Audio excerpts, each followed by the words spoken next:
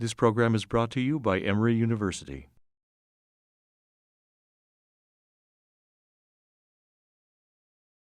All right, good morning, everybody. Wissam Jabber here. I want to introduce Dr. Devireddy, who's really a friend and colleague. He's a high-end interventional cardiologist with expertise in coronary, peripheral, and structural interventions. He is currently the cath lab director at Midtown, and he's really involved at high level in multiple committees at the ACC and SCAI. Dr. Devireddy, if you don't know, studied at the University of Michigan, did his residency at Duke, and then fellowship at Emory and stayed at Emory. He also recently finished his MBA at Emory University, and if you look at his CV, he's got multiple awards and accolades along the way. Regarding this presentation, Dr. Devireddy is a national expert in renal denervation. He has participated in almost every trial in the field with some of the highest recruited patients in the country. I really look forward to hearing from him and learning all about interventional treatment of hypertension. Go ahead, Chandan. Thank you very much for being with us. Great. Thank you for that kind introduction. We have a lot of ground to cover, but as Dr. Jabber stated, we'll be discussing the state of the field of renal denervation, specifically for hypertension, currently at the end of 2021. These are my disclosures. And the objectives for the talk will first go through the background, a little bit of history, and then review the base of evidence kind of prior to 2017, and then a real revolution in the literature that's occurred since then, and then discuss some of the controversies and the future directions in this field. So this slide should not come as a surprise for any folks on this call, being that we are all sort of seeing the downstream effects of what is probably the biggest contributor, as you see in the cartoon on the right, to years of life lost. You know, folks think about damage done by smoking and cancer and whatnot, but in terms of direct contribution to overall mortality projected over the next 20 years, high blood pressure is supposed to be the leading risk factor. As you can see on the left, this is a global epidemic now involving over a quarter of the world's population. And despite knowing this, we're not doing an excellent job in control. So this is a cascade diagram. On the left is a chart showing numbers with women with hypertension, and on the right, men. First of all, we don't do a great job in general of diagnosing hypertension. Half of patients are not diagnosed, but in the sort of teal squares of those patients who are diagnosed, you know, less than 25% of these patients are controlled. And there's a number of reasons for this, and that would be a lecture all on its own in terms of social determinants of health, public health, you know, priorities for hypertension. But be that as it may, as it is, with the system that we're working with and have been working with, we're not doing an excellent job. One might think that, well, with those type of numbers, we would be putting in extra efforts to at least make some incremental progress. And I remember giving this talk, you know, sort of an update 10 years ago. And at that time, you know, the curve of this graph was on the up and up. And the hope was, well, by 2020, you know, maybe we'd be at a much higher level. But unfortunately, in the last decade, we've topped out. And if anything, we've gone in the wrong direction. So again, fewer than half of patients have hypertension under control. And there's been a call for different approaches to solving this problem. Some of it may come from education. Some of it may come from, you know, public health interventions. But as we'll talk about today, there are some therapeutic changes and interventions that we can pursue from an endovascular standpoint. So what's the big deal about lowering blood pressure? But as you can see here, it's has huge consequences down the road. So for those patients who can achieve a minimum of a sustained 5 millimeter drop in blood pressure reduction, as seen here in this overall meta-analysis data, there's a huge impact in lowering overall cardiovascular outcomes, stroke, congestive heart failure by around 10%. If we can drop that blood pressure even lower in a sustained fashion by just 10 millimeters mercury sustained, you can get over 20 to 25% reduction in these heart outcomes. And there are very few things in cardiovascular medicine that can give you these type of reductions, but if we can get sustained blood pressure lowering, that's what we would hope to see. Now, we do have excellent medications, but the impact of any individual medication can sometimes be overemphasized in terms of the absolute blood pressure drop. So this is pooling data of antihypertensive drug treatment in randomized clinical trials, and the dark bar here is the effect of placebo in those trials on blood pressure lowering, and as expected, in the red line, you see the effect of adding an antihypertensive medication in those trials. Now, overall, the blood pressure drops, but for a mean of 5 millimeters mercury when pooling all this data. So adding a single medication for blood pressure, as all of us know, you're typically not going to see 20 to 25 millimeter drops, but we do expect to see about a 5 millimeter drop, which is why so many patients are on 2 or 3 or more medications. So going back to the title of this talk, what do renal nerves have to do with any of this? Well, it's been well recognized for almost 100 years that the interplay in renal nerve traffic between the brain and the kidneys plays a very prominent role in the maintenance of autoregulation of blood pressure. And this is done through a feedback loop, through efferent nerves that travel from the brain to the kidneys.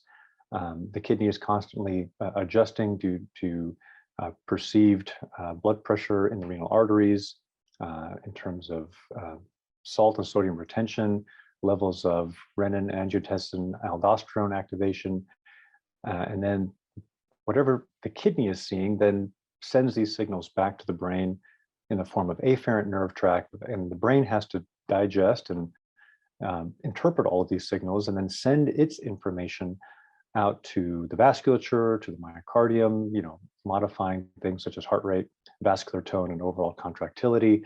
So hypertensive mediated organ damage does have some part to play in response to the signals that are coming from the kidneys. So in lieu of this, back in the 1930s, physiologists said, well, if this is the case, can interrupting these signals from the brain to the kidney and what the kidney is sending back through these nerves that arborize around the arterial lumen, can modifying this nerve traffic modify high blood pressure? So this was first tackled by a team from the Harvard Medical School system in the 1950s. Dr. Smithwick developed an open surgical approach to performing sympathectomy by resecting these nerves traveling around the renal arteries in patients specifically with malignant hypertension. Now, bear in mind, pharmaceutical options were very limited at that time, so there was interest in this type of approach. Unfortunately, the surgery was fairly morbid, and there were a number of side effects, but the intended effect of blood pressure lowering was seen in patients who underwent this surgery. But as medications came around, that surgery fell to the wayside. But the interest in the science did not. And as technology advanced, an endovascular approach, first with a radiofrequency catheter, which we'll discuss in more detail. This was tested first in man, was published in the England Journal, showed significant blood pressure lowering. This was followed by the Simplicity HTN clinical trial series. The first two, which were mostly in Europe, Simplicity HTN2 was an actual randomized trial, but with an open label control. But it saw a tremendous drop in blood pressure, 32 millimeter drop, which raised a lot of eyebrows and raised a lot of speculation that this might be a tremendous, potentially even cure for high blood pressure. There was a lot of interest in startups, venture capital, but the wind was taken out of the sails with the Simplicity HTN3 trial, which was mostly in the US. This was a randomized trial against a sham control arm designed very differently than HTN2. And although there was blood pressure lowering in the renal denervation group through this catheter-based radiofrequency system, there was a similar drop of blood pressure in the control group.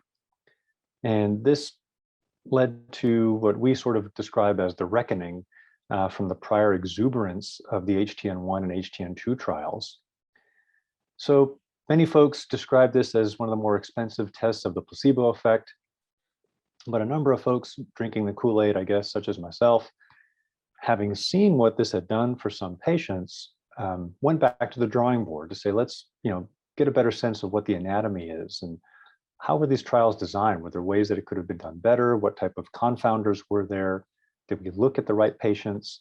And in a rather public forum, a number of publications were put out really dissecting what had happened with these trials, why there was justification to continue pursuing the science, and how to potentially get it right with the next version. So since that time, what has changed? And that's really the bulk of what we'll talk about. And fortunately, there is a lot that has changed. We have a lot of new science.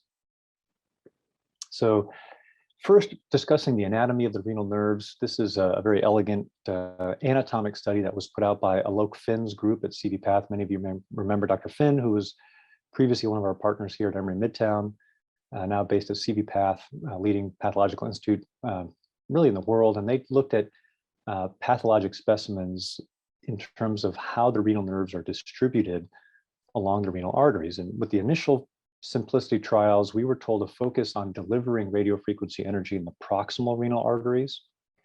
But this study, as you can see by the path of the curves, most of the proximity of renal nerves are actually in the distal portion of the renal arteries. There's a higher distance from these ganglia and the nerves as they travel, but to really get in the confluence of these nerves, you have to deliver treatment more towards the distal renal artery, if not after the bifurcation. So all the startups, the ones that were left, most of them went belly up, but the few sponsors that were still committed to seeing this through really went back to the drawing board and said, well, we need to really redesign clinical trials. First of all, they wanted to go back and really show that in a proof of concept way that renal denervation works. So they said, let's actually go back, similar to how pharmacologic trials approach this, and perform renal denervation in patients who are off all medications to really take the bias and confounding out of patients who were not very compliant with how they were taking medications, when changes to medications were happening midstream in the trial, and also look at the effect of renal denervation in patients who were on medications. Compliance or adherence was not specifically measured. So in all the trials moving forward, patients were suggested to undergo urine measurements for byproducts of antihypertensive meds. And this was all done through independent core labs.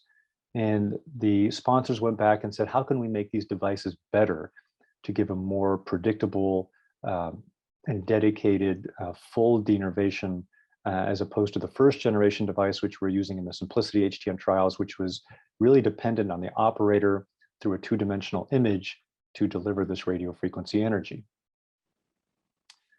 So as mentioned, there was a focus on trying to obtain different evidence sets, and all of the devices and sponsors that are committed to this have really gone about this in a similar way. First is demonstrating evidence of efficacy in these off-med trials, then showing that there is evidence of benefit in patients with medications in the background. You can discuss these as on-med trials, and then trying to achieve larger data sets with patients in more of a real-world setting. This is, in some cases ongoing, some more of a future view, and most importantly, to continue to demonstrate that safety exists with administration of this type of therapy. So first, we'll talk about radio frequency mediated renal denervation. This was really the first kid on the block. The initial device was called the Simplicity Flex catheter, and I won't discuss that in any detail. It's now archaic and is obsolete, but it has been replaced with the multi-electrode spiral catheter. As you can see here, the catheter comes with a pre-formed flexible coil shape that can adjust from anywhere to 3 to 8 millimeter vessel diameters. There are 4 electrodes that are placed in a strategic way in 90 degrees separation so that as the catheter makes its helical shape in the vessel, these electrodes are pointed in different directions to allow radiofrequency treatment in different arcs in different geographic zones around the renal artery. This is all compatible with 6 French catheters, similar to what we use for coronary angioplasty. And the treatment time was shortened from 90 seconds with the first generation down to 60 seconds. And the operator has the ability to individually turn on or off any of these 4 electrodes, depending on where the catheter is in physical space. And as you can see, this allows the operator to even travel into the branches past the bifurcation of the main renal artery. The clinical trial program for that device, which is made by Medtronic, started out with pilot trials. The first was an off-med pilot trial. Patients were recruited with the intention for them to come off of whatever antihypertensive medication they were on. And patients had to show that their office-based blood pressure was between 150 and no higher than 180 off of those medications. If it went above that, they were excluded. And then they had to undergo 24-hour ambulatory monitoring with a blood pressure between 140 and 170, again, off of their medications. They underwent drug compliance testing. If they met those criteria, they were then randomized between a sham procedure versus receiving actual renal denervation. And then they were followed for 3 months. If their blood pressure ever went over 180, they were allowed to meet an escape criteria clause and go back on medications. But if they did not go above that level of blood pressure, they were monitored for those 3 months. And then at that time, if their blood pressure was over 140, they then were started back on medications per a dedicated titration schedule. And then at 6 months and beyond, patients were unblinded and given the option to cross over to treatment. Now, this pilot on-med trial has actually already progressed now to a pivotal study, which was published with the hopes of achieving FDA approval. There were 80 patients in the initial pilot study, with an additional 250 patients randomized through the pivotal cohort, leading to a total of 165 plus patients in each group. Looking at who these patients were, typically in their 50s, just over half were male, and off of medication, their blood pressure on average was in the office 160 over 100. So this diagram shows you what happened after undergoing renal denervation, which is shown in the blue bar, versus the sham control procedure in the gray bar.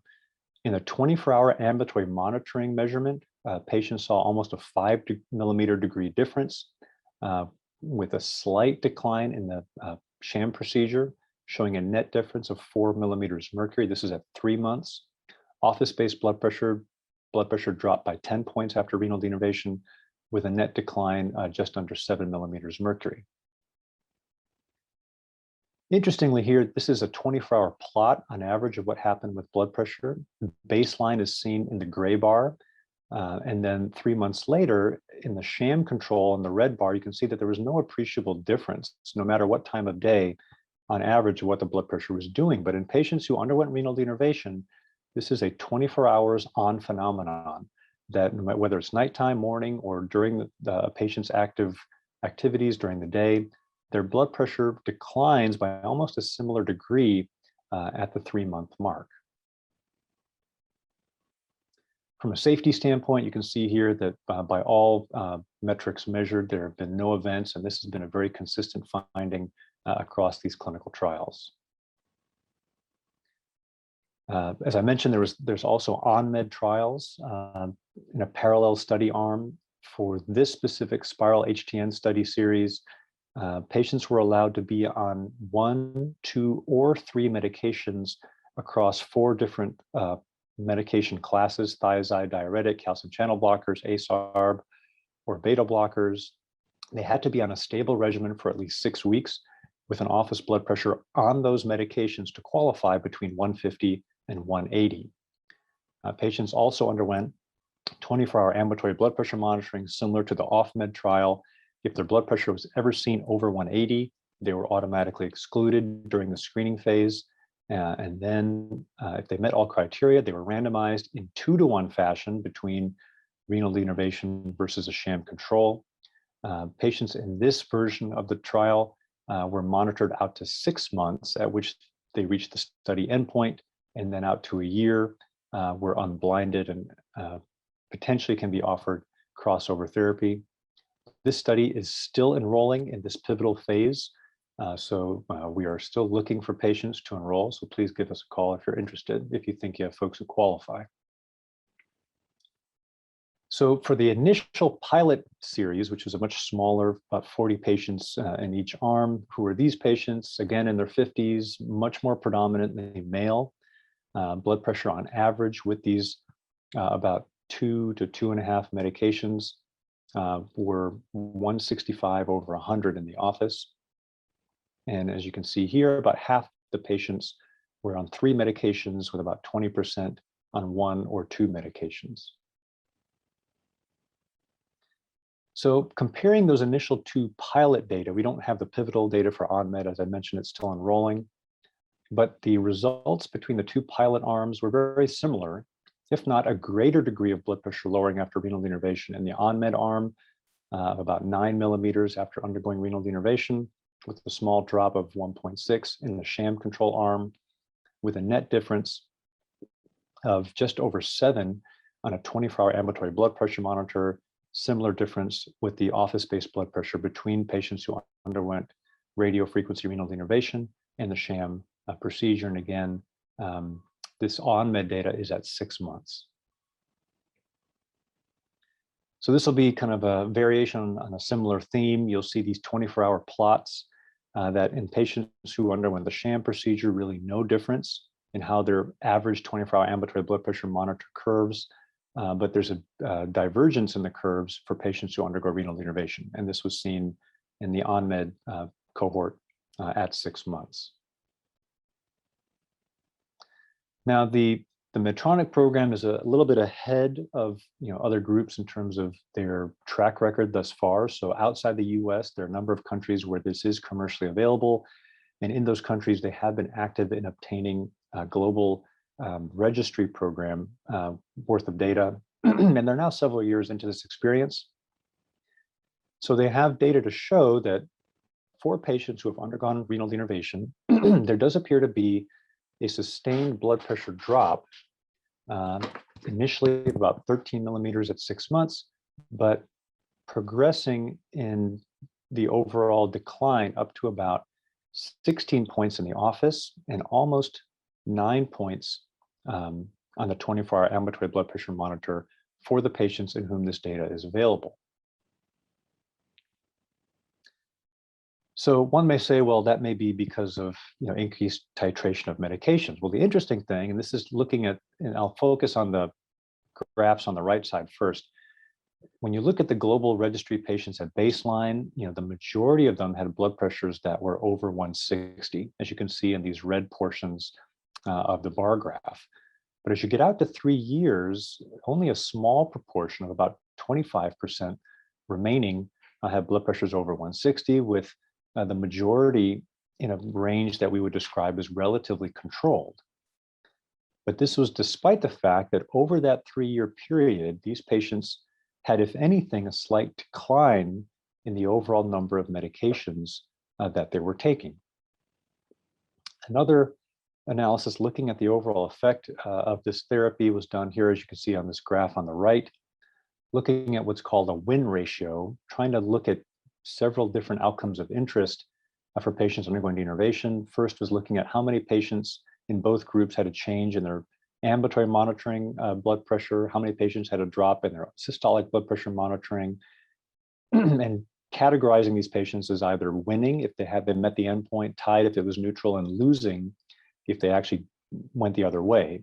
And the last is whether patients were able to reduce their amount of medications. So when you actually look at all the wins on the win column, renal denervation patients had an overall win ratio of 2.8 compared to patients who were in the sham control group, showing that there was this tremendous difference when sort of aggregating these outcomes of interest that may be relevant to patients pursuing this type of therapy.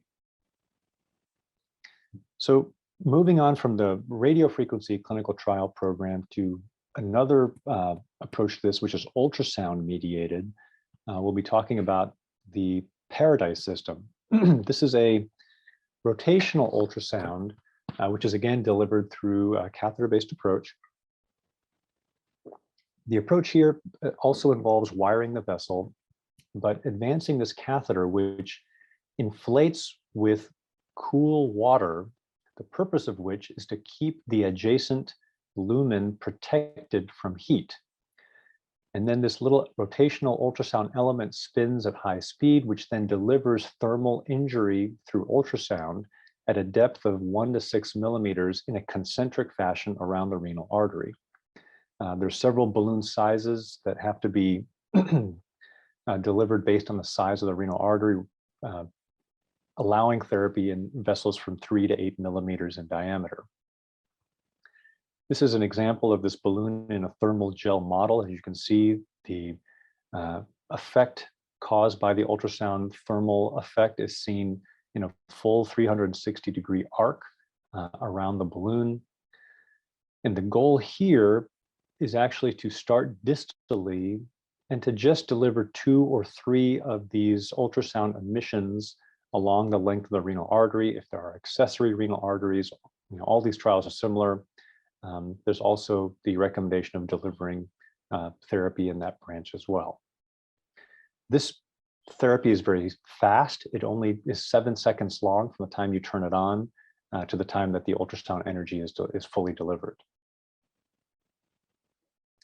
So an example of us using a 6 millimeter Paradise balloon is seen here. We first take a baseline renal angiogram outlining the renal artery. In the clinical trials for this specific device, all these patients had CT angiograms, so we knew their vessel diameter and the presence of accessories to begin with. We then wire the vessel. We choose the balloon based on CT data, but we confirm that there is contact between the balloon and the vessel lumen by making sure that there is a holdup of contrast dye that does not pass the balloon. If that's the case, we turn the balloon on. It's 7 seconds. The balloon then deflates. That's an example of where it's located. And this is an example of us pulling the balloon more proximally to the proximal portion of that renal artery. A total of 2 emissions were delivered in that renal artery. So again, this will be a similar theme that you'll see throughout. The sponsor here is called Recor Medical, and they also pursued what they call the solo cohort, which is their version of the off-med trial, and the trio cohort, which was for resistant hypertensive patients, and their version of an on-med trial. And again, very similar, blood pressure criteria were very similar. All of these trials have used 24-hour ambulatory blood pressure monitoring as the primary endpoint of interest. The difference in this trial, as I mentioned, is all patients did have to undergo a CT angiogram or an MR angiogram. And I'll discuss some of the differences in these clinical trials, but the trio, in variation from the Medtronic on-med trial, the patients in trio were switched from their existing regimen to a fixed dose 3-drug combo pill between amlodipine, valsartan, and hydrochlorothiazide. This way, all patients were on the same medication, and it was their way of really controlling what medications these patients were on and trying to standardize what the response is to renal denervations in their version of this trial. Patients were not allowed to make medication changes unless they had a blood pressure that went over their escape criteria. And again, all of these have been randomized against a sham procedure. Their solo cohort, again, patients were in their 50s, majority were male. Overall blood pressure before they were taken off their medications was 140s over 90s, 160s over 100, and in the trio arm. And again, I apologize, in the solo arm, this was just before their washout. You can see on average, very different patients, an average of 1.2 meds in the solo arm and 4 medications in the trio arm before being put on the X-Forge HCT combo pill.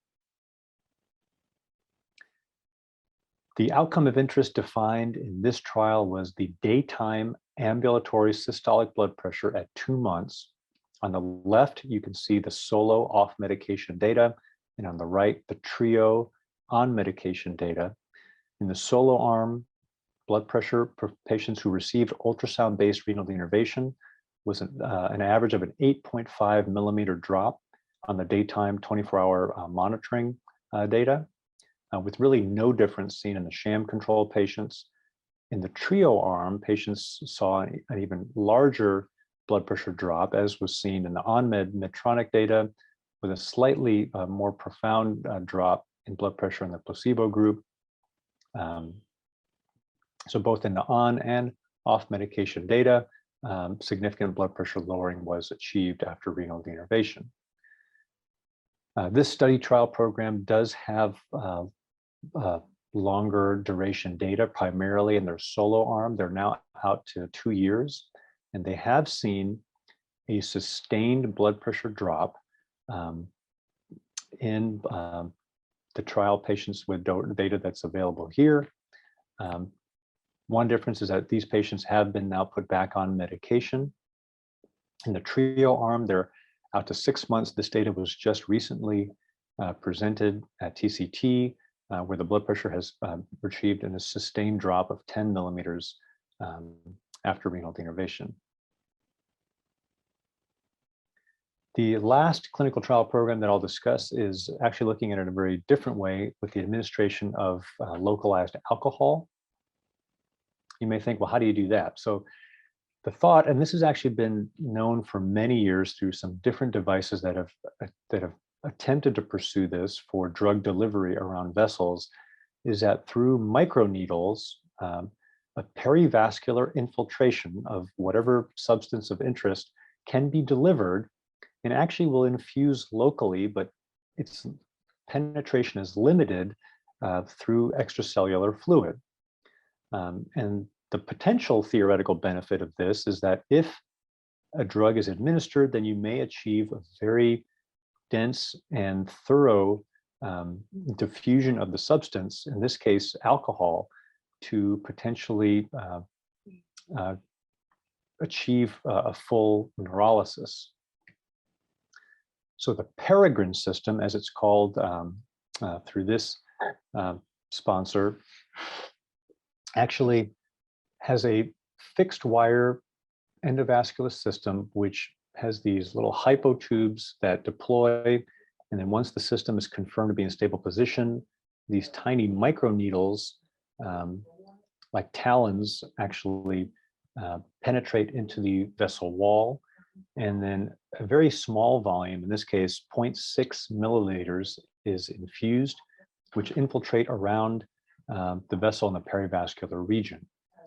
And again, this is a small volume, which theoretically is limited by the extracellular fluid in maintaining its distribution just around this vessel. Visually, this is how the catheter looks. You've got these guide tubes, and once it's in position, you can see a very small volume that infiltrates, and this is the catheter system that allows us to do this.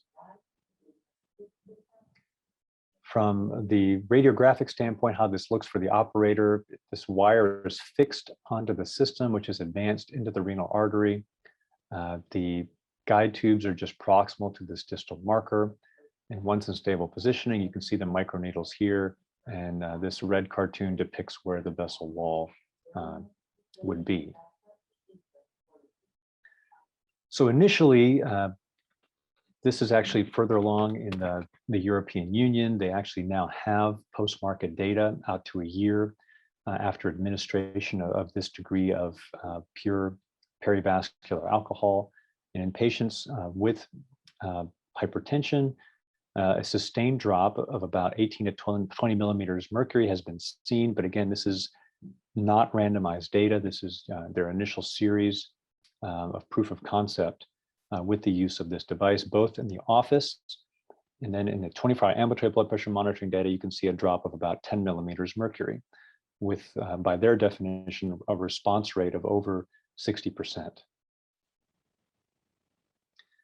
Again, when you parse the data by 24-hour ambulatory blood pressure monitoring at baseline, you can see their initial entry on the black line on the graph, but that every single time point, first in blue, then in green, and then at 1 year in the orange graph, there's been a sustained drop both in daytime and in nighttime in blood pressure lowering. So just to mention this trial, this is now being looked at through a randomized control series, both in the US and outside. We are enrolling in this trial, actually all of these trials at Midtown, and this target BP trial is also enrolling through Dr. Sachdeva at the VA hospital for folks who take care of patients there. So I want to kind of switch gears and talk about where we are today, what's next, and what is needed in the field. And as you can see, there's still a lot that we have to learn. How can we optimize the procedural technique? Are we convinced that safety is there? Is the effect seen in the graphs I've shown you durable? What will this mean to patients with hypertension from a public health standpoint? And how do we approach choosing who undergoes this type of therapy? Well, I'm happy to say this is the first time I can show a chart like this, that there are now over 6,000 patients in published trials that have undergone renal denervation in some shape or form. And so the data is accumulating. This is no longer, I think, theoretical, that there truly is something to this. The debate, which we can have, is there enough to this that it should warrant a full-scale commercial release? So the first question that has come up is, well, if patients do see blood pressure lowering, is the results that are seen sustainable? Do these nerves grow back? Are there escape pathways? And we don't know for sure in human subjects, but there's been some effort to look at this. And this was actually a porcine model where you can see the baseline nerves that are stained here. And then 1 week, and then 6 months later in the porcine model, patients who were fully denervated from the beginning, you can see here with this proper staining that loss of nerves is sustained, at least in the animal model. Now, whether this is also seen in humans, remains to be seen, or whether if there are remaining nerves, can they divert nerve traffic? Again, that's a remaining question. But for the patients, I'm sorry, not our patients, the pigs in this series, in this porcine model, for those patients, or pigs, sorry, who underwent denervation, the sustained drop in axonal density was seen in the orange dots in this plot. And as a byproduct, the amount of renal norepinephrine sampled was significantly lower in this pig model for those pigs that had undergone renal denervation. So the hope is that for patients that undergo renal denervation, that similar drops in circulating norepinephrine may be similarly sustained in its lowering.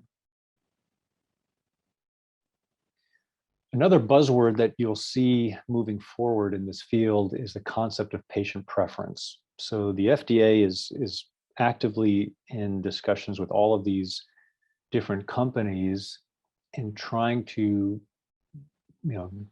define what is the role of this therapy in what patients want and what patients are willing to accept. So this is some preliminary data that was published just a year ago that really was surveys that were put out to patients, just asking, what types of things are they willing to do in terms of how many medicines they're willing to take, what type of risks are they willing to take for alternative therapies, and for those risks, what type of benefit would they be willing to see to take on that type of risk? Now, again, there's a lot of assumptions in these types of surveys, but in this initial data put out by the folks looking at the Medtronic technology, patients were willing to take on a fair bit of procedural risk, much higher than what's been seen in the renal denervation trials, which is essentially nothing so far. And they were willing to do that for benefits that are probably not as high as you might think, whereas the blood pressure drops in these trials, if you believe that the blood pressure is sustained in its lowering, far outweighs what patients may be willing to take on for risk. And again, this is not all patients, but overall, this was seen in this survey of resistant hypertensive patients. From the standpoint of new technology and new ways to do this procedure, there's further refinement of the science that's being pursued. The Medtronic group is looking at what's called the spiral distal study. In the spiral HTN trials, they mandated that we perform renal denervation at every single one of the points that you see here, proximal, at the bifurcation, and into the branches. What they're now asking is, can you streamline the procedure? Could, as they're going to perform in the distal trial, just perform denervation at the bifurcation and at the first point of each branch, thus essentially targeting the renal nerves just as they fan out into the vessels past the bifurcation. This would lower the amount of contrast dye, lower the procedural time, and if the blood pressure drop can be shown to be similar, then that may be of an advantage to patients undergoing this type of treatment. They will also be looking at least from the Medtronic study group, a longitudinal trial. This was just announced 2 months ago, which will be a little bit more of a relaxed criteria. Any hypertensive patient with a blood pressure over 140 will potentially be applicable to enroll in these trials. This will be a global study of 1,000 patients and looking at their response to therapy over many years. This is just now started enrolling and something that we'll hopefully be a part of. The ultrasound-based renal denervation through the ReCore Medical Group has also gotten approval for a continued access protocol for their OnMed trial series through the FDA. This will be called the Radiance Trio Continued Access Protocol. I won't go through the details. It's the exact same criteria for the randomized trial, but no longer will be randomized. This will just be a continued access registry to continue to observe the response to therapy. And the alcohol-mediated denervation have a similar target BP safety that they're hoping to enroll once they fulfill enrollment in the target BP1 trial, as I mentioned, which is currently enrolling. So a big question that's come up is, well, how can we truly predict who are responders? If you look at patients who undergo renal denervation, there's a fair number, at least 25 to 30% of patients that don't see any response to renal denervation, or may even see their blood pressure go up. So there's a few players in this space. One that we've been involved with through the Medtronic Spiral series is a sub-study called GeneticCure. And these are just images taken off their company's website. They describe sort of a multi-gene array of actually looking at these patients through the lens of a pharmacogenomic analysis to try to identify if there are certain genes that can, and these are genes that are involved in the modulation of blood pressure and overall cardiac response. Is there a way to predict patients that may have sort of a genetic profile that may be favorable to responding to renal denervation? And they'll be using some AI and predictive algorithms to try to look at this data series to try to create a predictive model of renal denervation response. Over the past few years, the medical societies in response to all of this randomized data have been trying to take a stance on what a renal denervation future may look like. The European societies have been a little bit ahead of the game, although SCAI and the National Kidney Foundation just put out a consensus document in this past year, which looks at the sort of the whole realm of renal denervation through different eyes, one of the patient, one of the operator, but also from the payer standpoint. How do the insurance companies and Medicare, how should they look at this? How should we look at the data? Should there be a focus on making sure that we continue to have registries so we know what's happening in these patients? And what type of effort do we need to put into the community to make sure that we continue to target education of patients, diagnosing patients that are undiagnosed with blood pressure, and really looking at this from a public health standpoint, and then making sure that providers are properly educated in what this therapy involves, what are the limitations, and how should patients be appropriately screened. What they state here in more detail is that patients should have persistent and uncontrolled hypertension to be considered for this technology. There should be ambulatory blood pressure monitoring or home monitoring as opposed to just office-based blood pressure measures to define them as hypertensive. We should properly exclude secondary causes, and there should be a shared decision-making process, similar to how we approach devices such as the Watchman for left atrial appendage occlusion or for transcatheter aortic valve replacement, TAVR.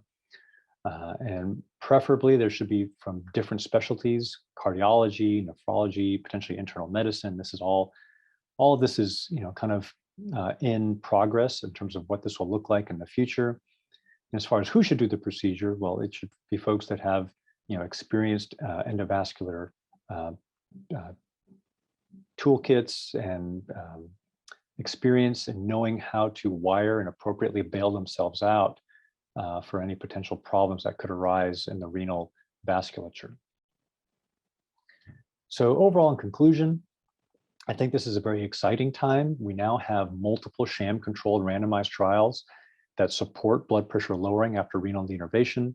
These blood pressure drops are statistically significant and I believe clinically relevant to potentially reduce cardiovascular outcomes if sustained. And so far we do have data out up to as many as 2 to 3 years. From a safety standpoint, there have been no major procedure-related events across multiple trials. As I showed you, we have almost 6,000 patients, and the safety profile has been amazing across all of these trial series. And it does appear that the blood pressure drops appear to persist throughout the 24-hour spectrum. So it's an always-on effect, as opposed to patients on medications who have to remember to take those medications, whether it's once a day, twice a day, or sometimes 3 times a day. So as I described through some of these consensus statements in the medical societies, there has been a shift in sentiment that renal denervation could provide a potential third option in the treatment algorithm. First, obviously, is lifestyle measures. Second is medications. But what I will propose to you is that this catheter-based approach may provide a third option in selected patients. So the last thing I want to do, I just talk about what remaining questions are there. Well, how durable is this? Who are the best candidates for this therapy, as I mentioned? Is there any way in real time of documenting that we successfully performed the procedure? Between all these different modalities, is one beneficial over another? We don't quite know that just yet. And the biggest question, I think, in the United States was, how the heck do we pay for this in our current healthcare milieu for yet another device that would probably be at a fairly high charge from these sponsors trying to get some return on their investment? And then what safety measures should be put in place to ensure that patients are properly evaluated and that the system is not abused if this is commercially approved? So finally, I just want to give a shout out. There's a famous quote that no man is more important than the team. And this is from a famous Michigan football coach that many folks may be developing high blood pressure just by my showing this picture, because as you all know, Michigan will be defeating Georgia in the college football playoff in a few weeks. But I also want to thank my team that has really allowed us at Emory to achieve success, and all of us play an equal role here. And I just want to thank Claudia Merlin, Riley Meehan, Amanda Feebach, Janice Lee, Brian Wells, and Teresa Sanders for all their instrumental support in making us successful. As I mentioned, we are enrolling in every single one of these trials that I've shown to you today. So if you have patients you think may benefit, please contact us if you have any questions or think you have patients that may benefit. So from there, I will stop and hopefully didn't go too far over and have time for questions. Chandan, thank you very much for this excellent talk. Really, I personally learned a lot. I'm sure a lot of us did. I'm going to start with 2 questions by Dr. Taylor here in the chat. I'll read that up to you. As renal denervation does not cure hypertension, and it seems like patients will also require medications to fully control BP, doesn't this decrease the potential utility as medications will always be required? So let me fully understand the question here. So I think that's very insightful. So I try to tell patients when they first approach us for potential qualification in these trials that this is not a cure and they should not have that assumption. But I think, as I showed at the beginning of the talk, the primary goal here is to at least bring patients to a point where we feel that they are controlled and have reached what we feel is a goal blood pressure, ideally of a systolic less than 140, if not less than 130. So if patients on medications are not reaching that duration, that degree of control, then delivering this renal denervation may help us get patients across that line, but with the benefit and assistance of medications.